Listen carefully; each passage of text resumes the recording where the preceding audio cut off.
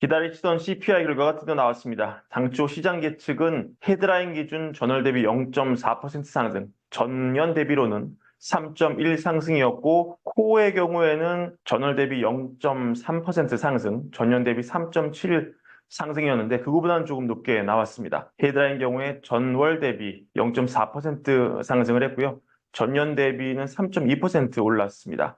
코어 기준으로는 전월 대비 0.4%, 전년 대비 3.8%가 올라서 이것도 모두 예상치를 다 소폭 웃돌았습니다. 이번 달 CPI도 연준위원 다수가 지적하는 후행하는 주거비 문제가 여전히 남아있는 그런 상황이었는데요. 보도자료 보시면 알겠지만 이번 CPI는 주거비 상승과 가솔린 상승이 이끌었다 이렇게 나오면서 주거 및 가솔린 지수가 눈에 띄게 상승을 해서 전체 항목 지수 월간 증가분의 60% 이상을 차지했다 이렇게 설명을 합니다. 가솔린 가격이 올라서 원유 가격이 올라서 CPI 수치가 변동하는 건 어쩔 수 없겠지만 이 CPI 상승의 그동안 고질적인 문제였던 주거비 문제 여전하다는 거 보여줬고, 평소에 몇 번 설명을 드렸지만 이 진로우나 아파트먼트 민간 지표에 비해서 더 늦게 오르고 더 늦게 떨어지는 CPI로 부르는 주거비, 이 이슈가 몇 달 더 지속될 가능성이 높다는 걸 보여줬습니다. 결국은 우리가 CPI가 중요한 것은 그냥 CPI 자체가 중요하다기보다는 이게 연준의 금리 정책에 어떤 영향을 미치는 결정적인 변수이기 때문일 텐데요. 관련해서 JP모건 제이미 다이먼 회장이 금리 인하를 올 하반기로 연기해야 된다 이런 얘기했습니다. 이건 CPI 발표 직전에 나온 그 얘기였는데 평소 다이먼의 얘기를 보면 약간의 모순이 있습니다. 왜냐하면 JP모건은 꾸준히 경기 침체 위험을 경고하는 하우스였거든요. 거기에 대해서 다이먼 회장은 이렇게 얘기를 합니다. 결국 연준이 금리를 인하하기 전에 더 많은 데이터를 기다려야 된다. 데이터에 의존해야 한다고 얘기를 합니다. 내가 그들이라면 기다릴 것이다. 근데 지금 연준이 어차피 기다리고 있잖아요. 항상 데이터 디펜던시라고 데이터를 보고 움직이겠다 그렇게 말하지 않습니까? 그럼 어떤 차이가 있는 거냐? 뭘 기다리라는 거냐? 다이먼이 보기에는 침체의 사인입니다. 다이먼은 지금 미국 경제가 어느 정도 호황이지만 여전히 경기 침체에 빠질 수가 있다 이렇게 보고 있고, 다이먼이 얘기하기를 시장은 연착륙 가능성을 70에서 80% 바라보고 있지만 내가 봤을 때 1년 사이 연착륙 가능성은 그 절반에 불과하고 오히려 1, 2년 사이 미국이 침체에 빠질 가능성이 65%로 본다. 그래서 결론이 이겁니다. 이 어떻게 움직이느냐에 따라서 연준의 신뢰성이 걸려 있다.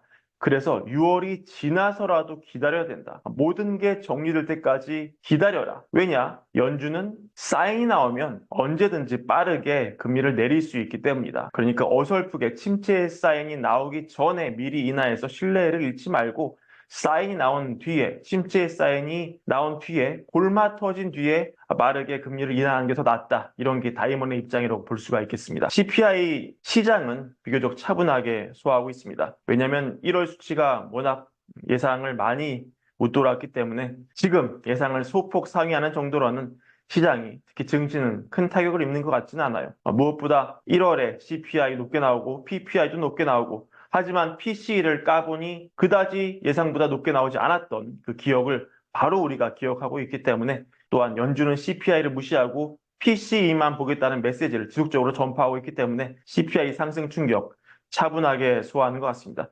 지금 시간 기준으로 보면은 선물 시장, 다우 지수도 오르고 있고요. S&P 500도 오르고 있고, 나스닥 선물은 1% 가까이 오르고 있습니다. 조금 더 지켜봐야 하겠지만 현재 선물 시장으로는 그다지 충격이 없는 그런 상황이라고 볼 수 있고, 또 재밌는 게 채권 시장 반응인데 여튼 수치가 높으니까 일시적으로 급격히 치솟았어요. 이 CPI를 본 채권 시장이 금리를 올리는 것으로 대응했죠. 근데 바로 그 숫자가 또 내려갔습니다. 그러다가 2년물은 다시 올라서 지금 보합권인데 10년물은 다시 또 올라갔어요. 이거 상황을 좀 더 지켜봐야 되겠지만 굉장히 재미있는 그런 현상입니다. 채권 시장도 갈팡질팡 자리를 못 잡고 있다는 그런 뜻이거든요. 이런 걸 보면은 AI만큼 똑똑한 그런 채권 시장의 집단지성도 이번에 CPI를 어떻게 평가할지를 헷갈리고 있다. 앞으로 추이를 좀 더 지켜봐야 하겠다. 이렇게 볼 수 있을 것 같습니다. 오늘 어떻게 방향을 잡아갈지가 채권 시장 관심일 것 같은데요. 또 조만간 10년물 국채 입찰, 30년물 입찰도 예정되어 있기 때문에 연관해서 저희 월거일부가 팔로우업해서 전해드리겠습니다. 자, CPI 관련해서는 속보 형태로 이렇게 빠르게 전해드렸고 많은 참고 되셨으면 좋겠습니다. CPI 발표 이후에 오늘 또 나오는 굵직한 소식은 추가로 다음 방송에 곧 만들어서 전달드리겠습니다. 시청해주셔서 감사합니다. 구독과 좋아요도 늘 부탁드립니다. 감사합니다.